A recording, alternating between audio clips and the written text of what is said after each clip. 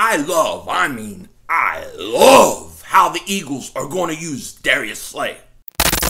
Yep, the cowboy, Mr. McLean. You Americans are all alike. But this time, John Wayne doesn't walk into the sunset with Grace Kelly. Scary Cooper, asshole.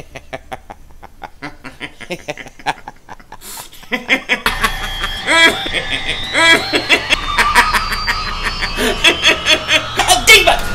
Oh, shit! Oh, shit! That was crazy! Happy trails, Hans.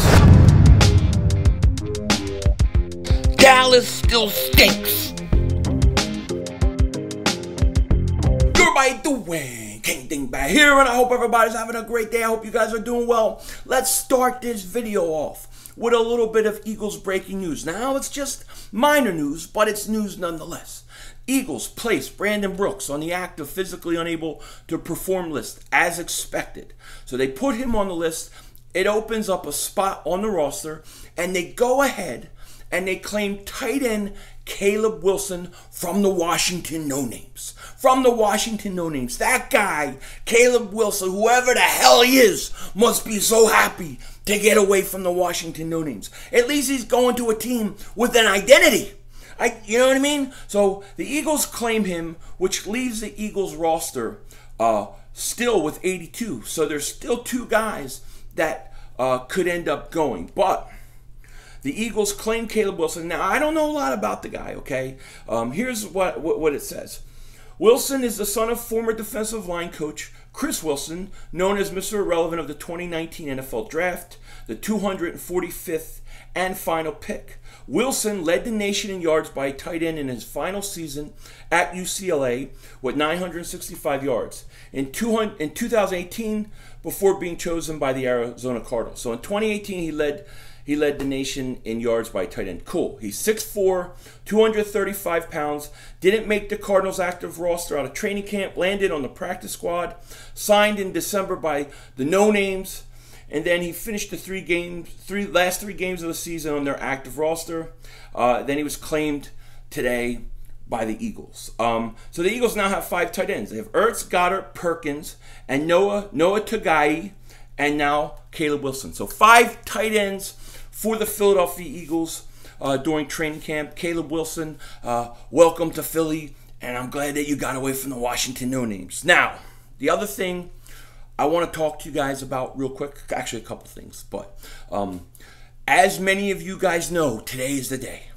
Today is the day that if you would like to win this hat, you would like to be given this hat, this is your opportunity. This is your chance. All I need from all you guys who want a chance at this, all I need you to do, you don't have to do anything fancy. All you have to do is in the comment section, just put pound red hat. Pound red hat. Oh, I'm sorry, you youngins. Hashtag. It sounds so snobby and elite. Hashtag. Pound that ass. Red hat.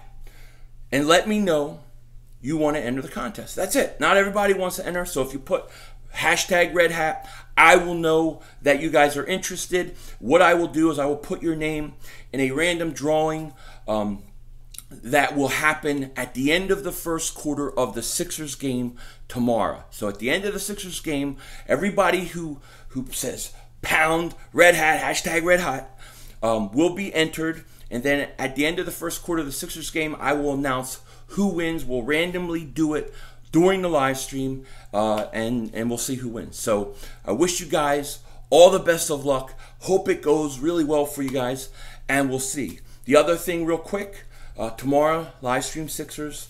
For Thursday, Flyers are at 10 a.m. my time, so I'm trying to see if I can get anybody to cover me so I can get off to watch that.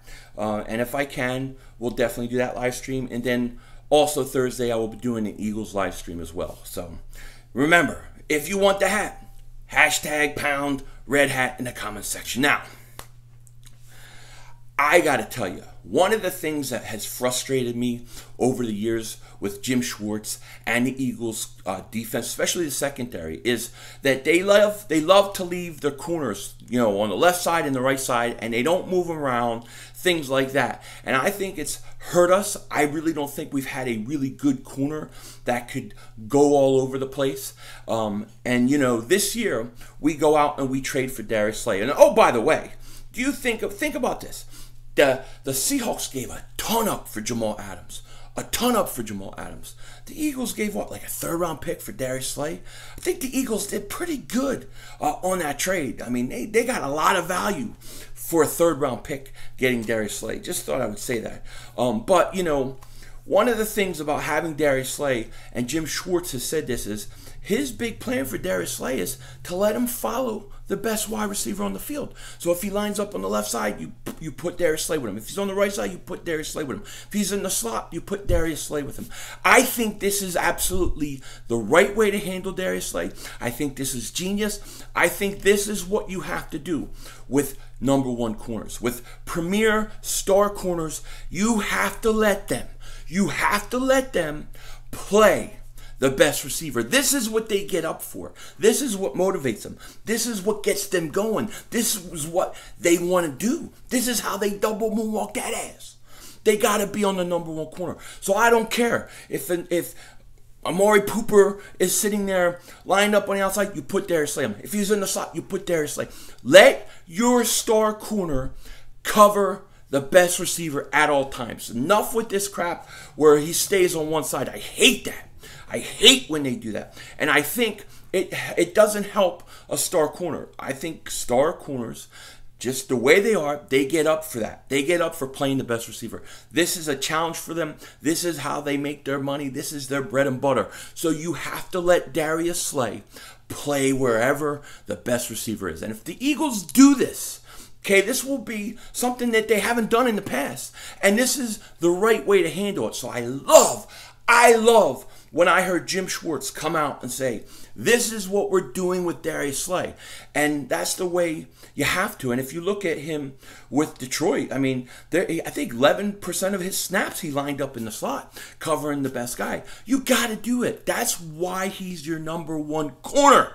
And I love it. I love that move. I think it's the right move by the Eagles. Now, the other thing I want to talk about is also at the other corner position, because the best battle, the most intriguing battle to me in training camp, is who's going to win that other starting position opposite of Darius Slay. Because to me, this is the matchup, man. You have Sidney Jones, a second-round pick, a guy who we need a lot more. Before his injury out of the draft, he was considered a top 10 pick. A top 10 pick. And he really hasn't played like it. He's had a lot of injuries, a lot of mishaps. But, this offseason we've heard a lot of good things about where Sidney Jones is. He's going to get a shot to win that outside position. So it's going to be him versus my man, Avonte Maddox. Now, I'm a big Avonte Maddox guy. I think Avonte Maddox is so versatile. I like his speed. I like the way he plays. I like his attitude. If you look at his rookie year, really, really strong rookie year. I mean, super strong rookie year. I thought he took a step back last year. I don't know if some of it had to do with the injury in Green Bay, if it just, maybe he never was really right.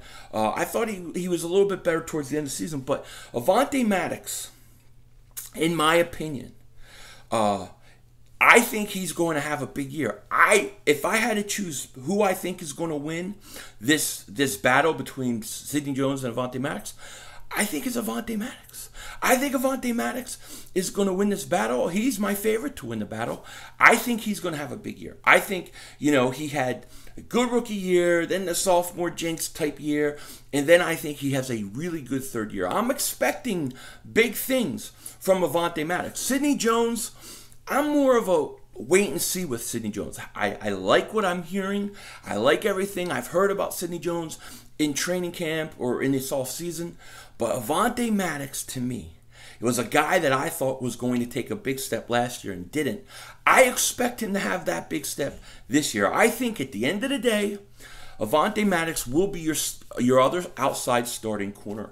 I definitely think that's what's going to happen. And I can't wait to see it. But, I mean, look, I hope Sidney Jones plays really well and he's really good. And I hope that both of those guys make it an extremely hard pick, a hard decision for Jim Schwartz and the Eagles coaching staff, who's that outside starter. I wish we would get preseason games so we could watch this, because I would love to watch this battle in preseason. This would be like my main focus in preseason, would be watching these outside corners and watching the battle that happens. I think it would be tremendous.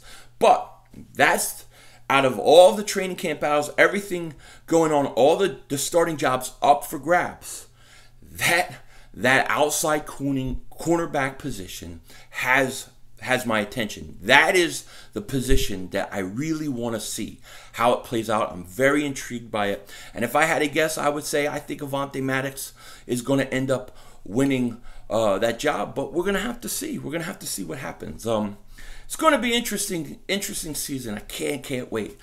So once again, for all you guys who would like to win the hat, pound red hat in the comment section. Hashtag red hat in the comment section. That way I can put your name in the drawing for tomorrow at the end of the first quarter of the Sixers game. With that said, let me know what you guys think in the comment section. Take care. Talk to you later. And don't be a dingbat.